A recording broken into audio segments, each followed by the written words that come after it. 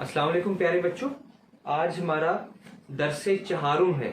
Lesson 4 फारसी ज़बान का दरसे चहारुम। आज हम कुछ नई वोकैबलरी जो है, कुछ नए अल्फाज सीखेंगे।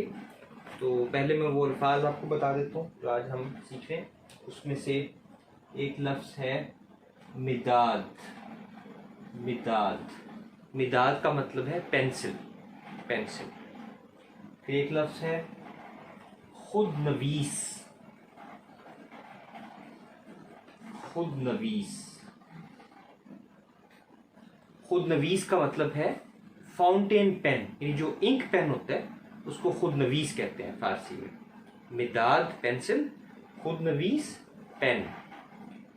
और बॉल पॉइंट जो है उसको फारसी में कहते हैं खुदकार। खुदकार बॉल पॉइंट, खुदकार। इन खुदकार अस्त, ये बॉल पॉइंट है।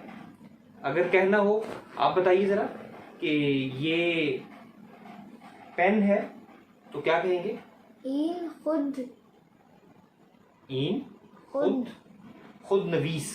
इन खुद नवीस। इन खुद नवीस अस्त। अस्त। शाबाश। इन खुद नवीस अस्त, ये पेन है। अगर कहना हो कि ये पेंसिल है तो कैसे कहेंगे? इन मिदाद अस्त। इन मिदाद अस्त। ठीक है। अगर ये कहना हो कि ये पेन है, पेंसिल बॉल पॉइंट नहीं, ये पेन है बॉल पॉइंट नहीं है, तो कैसे कहेंगे? आप बताइए। इन खुद नवीस अस्त खुदकार नीस। खुदकार नीस। इन खुद नवीस अस्त खुदकार नीस, ये पेन है बॉल पॉइंट नहीं।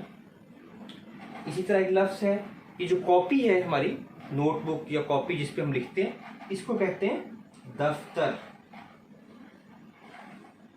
दफ्तर। ठीक है, दफ्तर।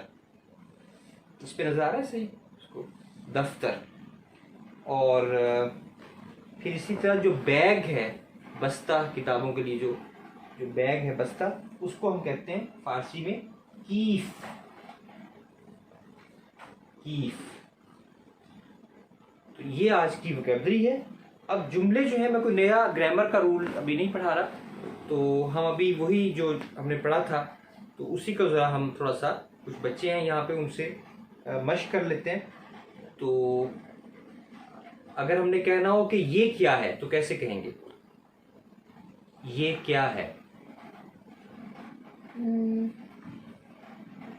आया नहीं, आया नहीं। आप बताइए। इन चीज। इन चीज। ये क्या है?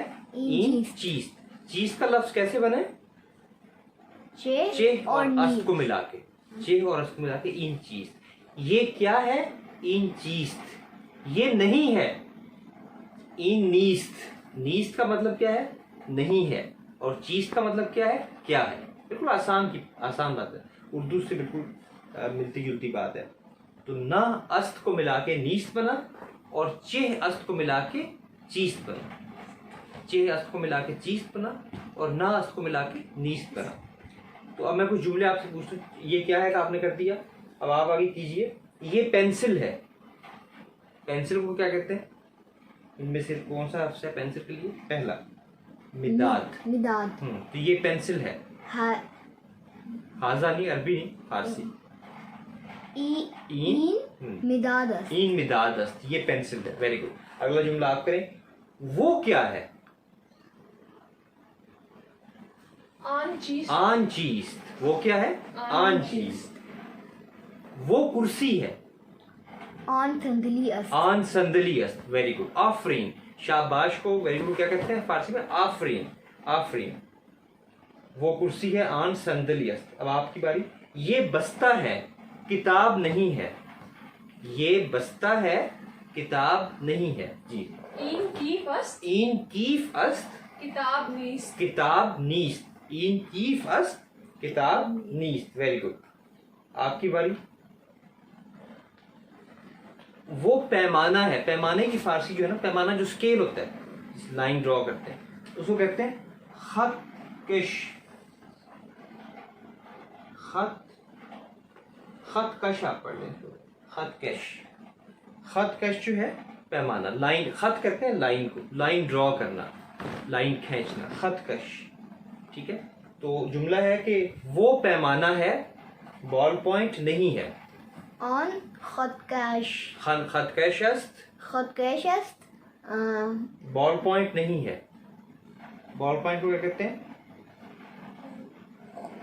Khudkar. खुदकार, Khudkar नीस. खुदकार नहीं। ऑन खतकश अस्त, खुदकार नीस। नीस।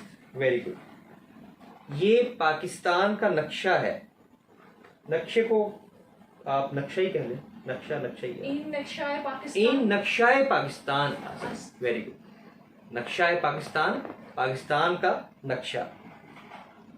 ईरान का नक्शा, ये ईरान, वो ईरान का नक्शा है। इसकी आप फारसी कीजिए। On Nakshay Iran ist. Iran अस्त। वो अफगानिस्तान का नक्शा है। आन नक्शा अफगानिस्तान आन नक्शाए अफगानिस्तान। वो हिंदुस्तान का नक्शा है।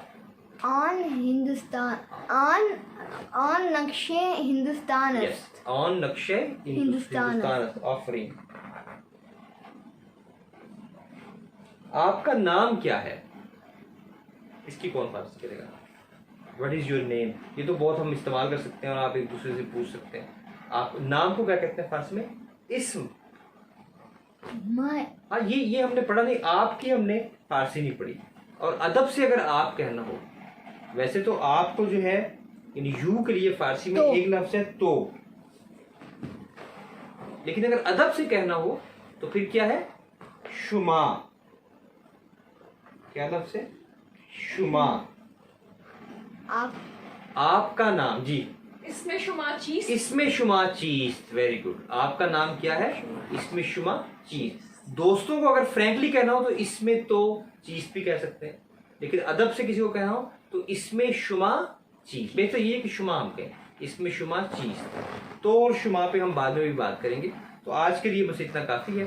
इंशाअल्लाह ताला अल्लाह ताला हमें फ़ारसी, अरबी, इंग्लिश और ज़बानें सीखने की तौफीक दे, ताकि हम ज़्यादा इल्म हासिल करें और हम तारीख़ को भी समझें, आज के दौर को भी समझें और आज की दुनिया को एक खूबसूरत दुनिया, एक अच्छी दुनिया बनाएं।